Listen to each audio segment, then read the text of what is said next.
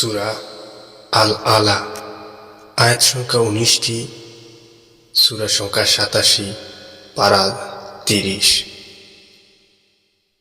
আপনি আপনার মহান পালনকর্তার নামে পবিত্রতা বর্ণনা করুন, যিনি সৃষ্টি করেছেন ও সুবিন্যস্ত করেছেন, এবং যিনি সুপরিমিত করেছেন ও পথ প্রদর্শন করেছেন, এবং যিনি তিনাদি উৎপন্ন করেছেন অতঃপর করেছেন তাকে কালো আবর্জনা।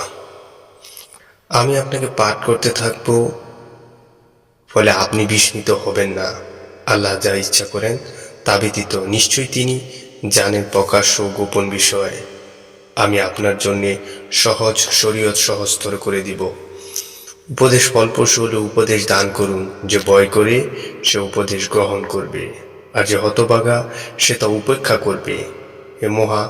সে মহা অগ্নিতে প্রবেশ করবে, অতঃপর সেখানে সে মরবেও না, জীবিতও থাকবে না। নিশ্চয়ই সাফল্য লাভ করবে সে যে শুদ্ধ হয় এবং তার পালনকর্তার নাম স্মরণ করে অতঃপর নামাজ আদায় করে। বস্তুত তোমরা পার্থিব জীবনকে অগ্রাধিকার দাও, অথচ পরকালের জীবন উৎকৃষ্ট ও স্থায়ী। এটা লিখিত রয়েছে পূর্ববর্তী কিতাবসমূহে, ইব্রাহিম ও মূসার কিতাবে।